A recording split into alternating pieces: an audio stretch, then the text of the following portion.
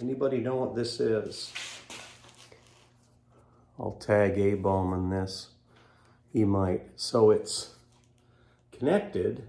It looks like this one is connected to that shaft.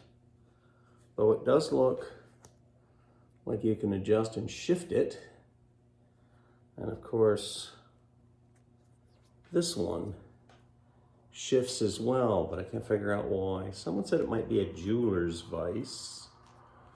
That doesn't make sense, you know, because, you know, maybe you hold that.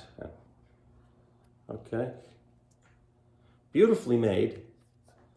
Grease nipples, nicely aligned. Even those washer lines, nice little set screws. What is it?